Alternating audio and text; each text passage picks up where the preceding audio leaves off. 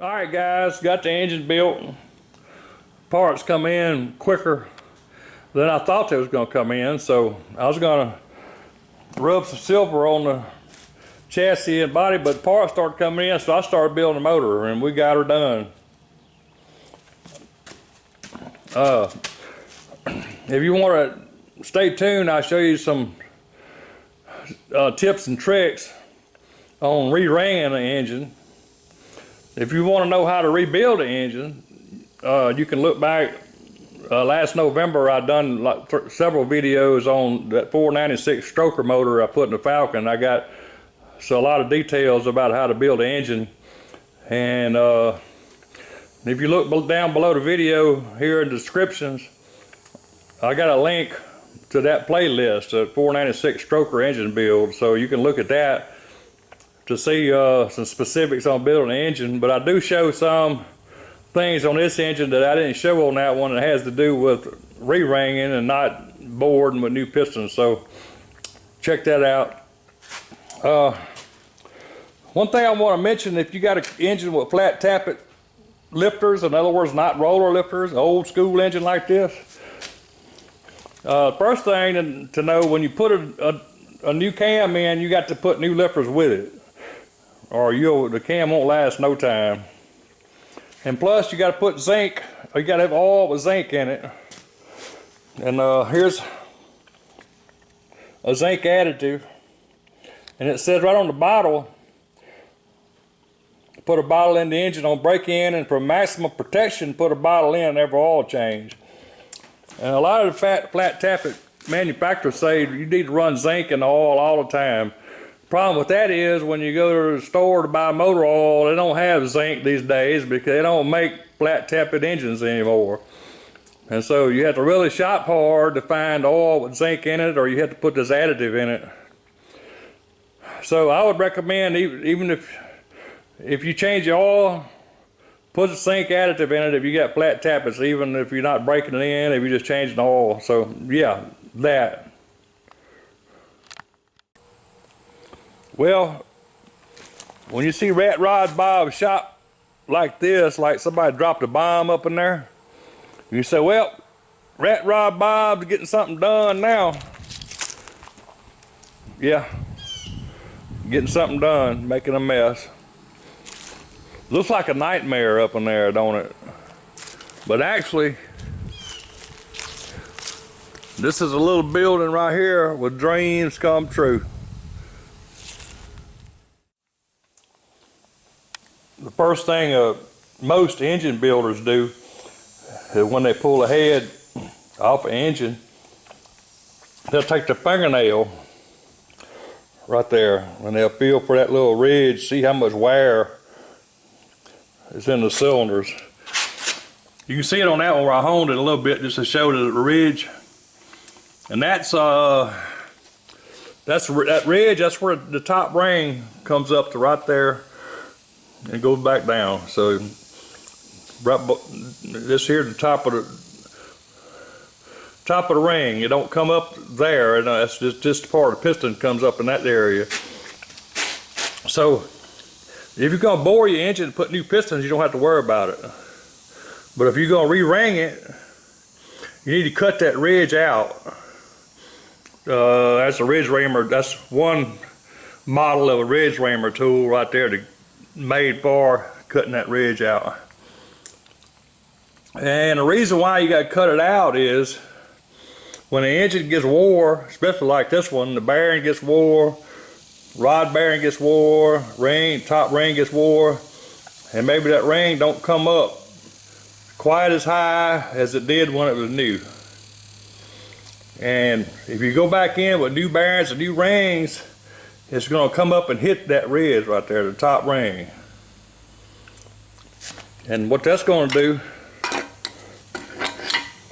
that's going to put stress on this piston right here, because that top ring will be pushing down on this part of the piston, and it will break that part of the piston. In some cases it'll break it. If you got enough ridge there, it'll break that part, that piston there. So you got to cut that ridge out. If you're going to just do a rear ring like me, you got to cut that ridge out. And so this cylinder back here, I already cut the ridge and honed it, and you see what it looks like. Got one little spot there I need to hone a little bit more. But that's what it looks like when you cut the ridge out and hone your cylinder. The ridge is gone. So yeah, if you're gonna do a re-ring, you gotta cut that ridge out.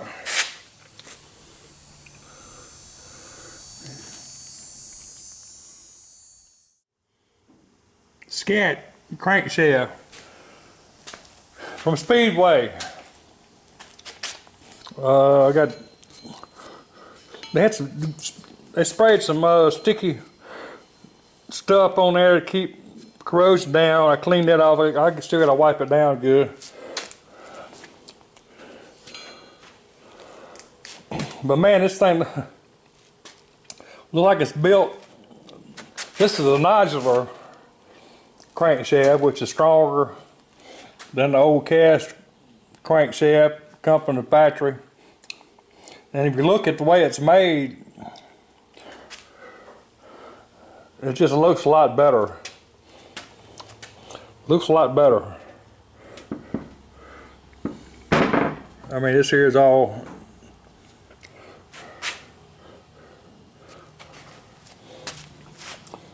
yeah, probably made in China, but I don't know where the stock crankshafts are made, but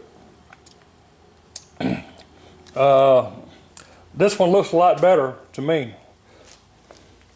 So yeah, we're going with a new Scat crankshaft right there. Okay, ready to install the crankshaft. Cam is in there. It's a lot easier to put the cam in first. And plus, you can put the cam lube on. After you put the cam in, then you can lube all the lobes with the cam lube. Because you can turn the cam, get to all lobes, and that way it don't get wiped off while you're putting the cam in. By the way, just motor oil on the cam bearings, and you want cam lube on the fuel pump lobe and all the other lobes and distributor gear. You want that cam lube on there. It's got that zinc in it. Yeah, Red's building the engine. Of course, he won't be cleaning no parts though. He ain't got nothing, he won't nothing to do with cleaning no parts. So what's been happening is I've been cleaning the part and handed it to him. He's putting the motor together. So what's next, Red? Ha! We need to get them old pistons over there ready to go in these holes. That's what we need to do now, Bob. Come on, tighten up, Bob. After you get your rings off your pistons, you're gonna notice they're gonna have some stuff down in the bottom of them ring grooves. It's gotta come out. Now to make a ring groove cleaner that you can buy, or you can just take a compression ring, break it in half. There's gotta be a ring with flat on the inside. I don't know if you can see that, but that's flat on the inside. If you look at the second ring,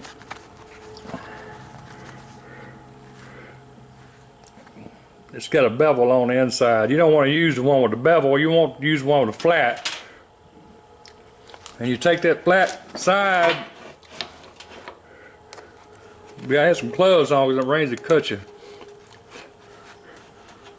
And just take that flat side, slide it around there, and it'll clean all that stuff out.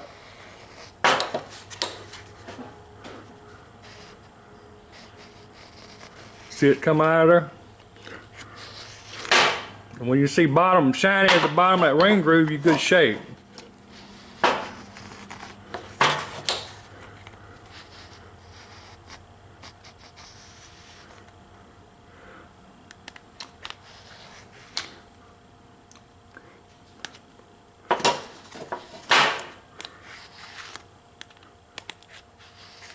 Yeah, old shade tree mechanic taught me that.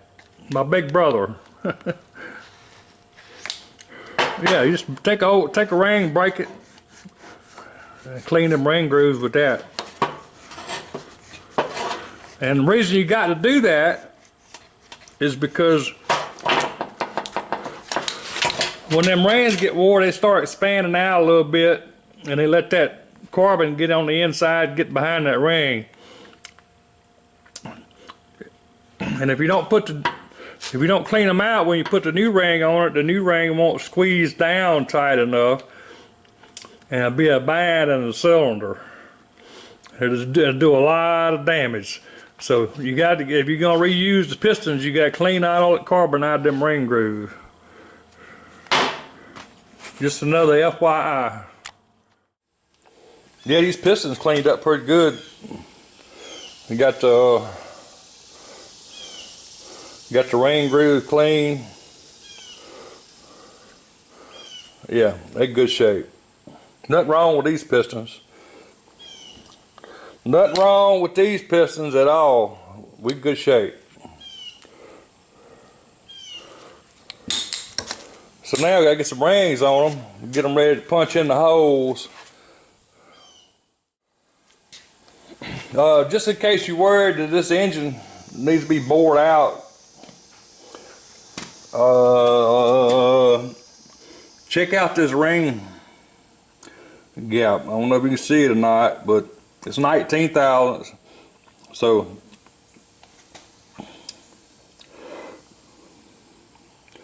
this thing is a long ways from being wore out. So yeah, it's gonna be fine. It's gonna be fine. Got the heads disassembled, cleaned up, and they look real good.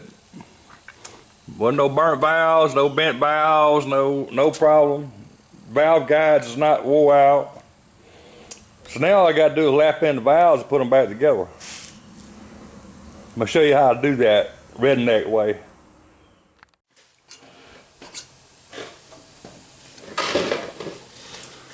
Now when you pull the valves out, sometimes they got a little burr because that tappet keeps hitting the top. It kind of mushrooms it out. You might have to take a file, smooth that corner down so it'll slide in and out of this valve guide freely. You take a little bit of valve grinding compound. In my case, I'm just using, they got fine and coarse. I'm just using a fine compound because there's hardly anything wrong with these valves anyway. Just put a little compound around the face of that valve, kind of like that. And just put a little smidgen of oil on the valve stem, stick it back in there. Then go on the next one, do them all like that, get some valve grinding compound on all of them and a little bit of oil.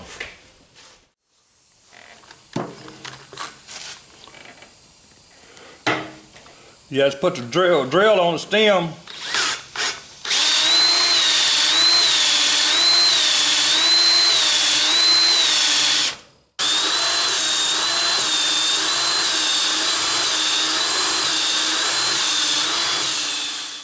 And by the way, some of you guys might frown at me doing this, but this is the way I've been lapping valves in for like forever. And I never had a problem.